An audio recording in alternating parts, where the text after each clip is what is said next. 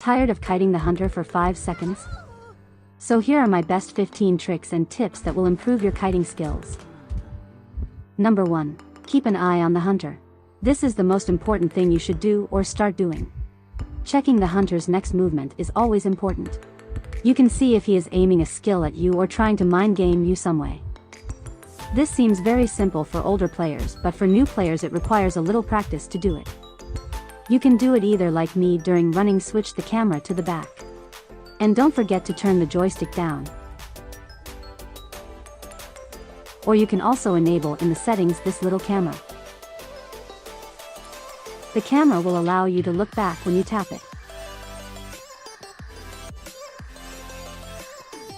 Number 2. Know what your character abilities and your skills can. This seems naturally for most people, but knowing the skills and abilities of a character is very important. There are often little Easter eggs hidden in the description that can be easily missed if not read carefully. These little things usually doesn't affect your gameplay overall. But when facing some specific hunters, knowing these things will always help. Number 3. Know the hunters. This is the same thing like before, but this time be aware of all the abilities every hunter has and how they work. Number 4. Gaining distance is the A and O. This will be your main goal when kiting. Out of all the hunters we have, only 6 hunters own a movement skill that allows them to catch up to you very fast. The other hunters either have to get presents to get a possibility to catch up, or they are completely not capable of catching up.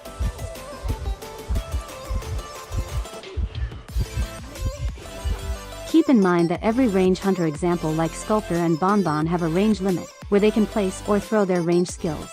So having a big distance between them and other range hunters is always good.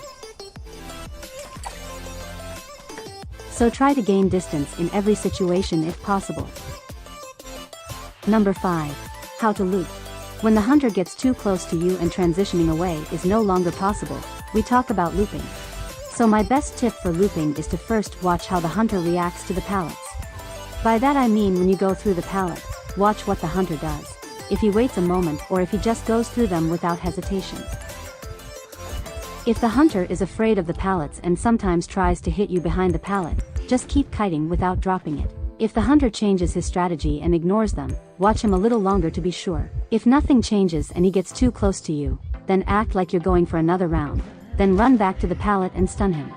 Do this only if you are behind a high wall where he cannot see you. If he or she has a mixed play style, always try to avoid getting into his hitbox zone. And if you realize that kiting another round is not possible without getting hit, drop the pallet to gain some distance. Number 6. Avoid camping pallets. I no longer see many people doing this, but just avoid it. Camping pallets can be very easily predicted. When survivors run for a longer time, they start to breath loud and the hunters can hear that. Most of the hunters also look now more carefully if there are scratch marks behind the pallet.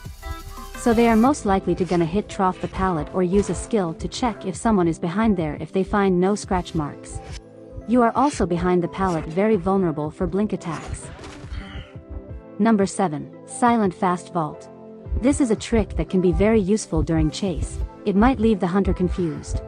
When switching from running to walking before vaulting something very fast, the character will perform a silent fast vault, even if you're in walking state.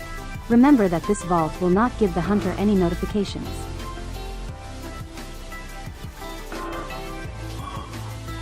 Number 8. Have a kiting route. When kiting you should always have a kiting route in your mind. This seems simple, but sometimes you won't be able to reach your desired kiting area. Or the hunter blocks the way off. So you should always have a plan B ready if this happens. Try to make yourself as many kiting routes as possible for every scenario. Try also to think about if it's possible to reach the next pallet area with the current distance you have. If the distance isn't enough, then try to stay at your current kiting place if possible. Number 9. Don't waste the damage speed boost. This speed boost is one of the most important thing in the game. When receiving damage, this speed boost allows you to escape your current kiting spot, and gives you also a bit of distance. So don't just waste it for a silly pallet stun. Number 10. Know the good and bad pallets. On every maps there are some few good and some bad pallets. Knowing them is always helpful. Just to let you know, I rated these pallets based on the mind game difficulty, and how strong they are. Number 11. Be thrifty with the pallets. There are a lot of pallets on every map, but you should still be thrifty with them. Dropping them carelessly could cause some problems. Either you get shared on an area with no pallets, or a random teammate will transition to it and won't have any pallets to prolong their kite. It will be a lot harder to kite around this area than in another one. For this reason, try always to leave at least 2 pallets in one area. Number 12. Turn the music off. If you want to play serious, I highly suggest turning the music off. I know the chase music sounds cool, but the music distracts most of the time more than it helps. Hearing sounds like footsteps or blink attacks is a lot harder with music on, and if you can't hear those sounds, you will also miss the information that they were giving off. Number 13. How to dodge blink attacks. Dodging blink is one of the hardest things to do, but I gathered some tips that might help you. If the hunter is ever moving like this, then be aware a blink is incoming. If you drop a pallet in front of him, then a blink is also most likely to expect. Vaulting a window if he is close is also a great opportunity for blinking. These are the tips I use. Sadly, these tips can help you, but aren't any magic miracle that will guarantee the dodge. Number 14. Don't be greedy. With that, I basically mean if you have like a window in front of you and the hunter is behind you, then just accept the hit. Don't be greedy and get a terror shock instead. Number 15. How to juke. The juking varies on every hunter. Some are easier to juke and others are harder. This also depends on the hunter's hitbox. Like Geisha or Ripper can basically be juked by anything, but Feaster or White Guard is way more difficult to juke. You can juke either with no obstacles, or juke with obstacles. If you are asking me what method is better, I would choose the one with the object. You can juke with obstacles actually every hunter if you play smart. If you won't be able to reach any pallet and you are about to get hit, you can try this juke technique. Get to a big tree or anything similar with weird edges on it and run very close to the object around. The hitbox will most of the time not count the hit since there is an object or an edge of it in the way. So the hunters are forced to get very close to you like they were a geisha. Don't forget to look out when doing this. If the hunter changes run direction, you need to react immediately or it's over for you. Okay, if we come to juking with no objects, or how I call it 360. This juke trick doesn't work good anymore if you don't perform a perfect 360. But if you practiced it a little bit, it might be helpful in some cases.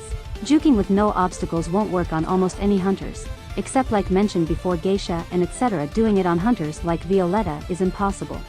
But if you are good at 360s, you still could get some jukes against other hunters. Number 16. Item cycling. I think this is already well-known trick that can be used on some survivors for some few advantages. Item cycle lets you basically carry 2 items at once by repeatedly tapping at the other item. With that, you can carry everywhere 2 items around. If you have matching items that work pretty well with each other, you might be even able to use those items during chase. Like example, a flare gun with a watch. Personally, I have seen this trick rarely getting used in rank, but I'm sure it will save you at some point. This trick can also be used outside of chase. Like if the hunter is nearby and you find a syringe, you can cycle items until you're at a safe spot to heal. This trick saves a lot of time, and that's very important, especially in this game. And those were all my 16 tips and tricks for kiting. Thank you for watching.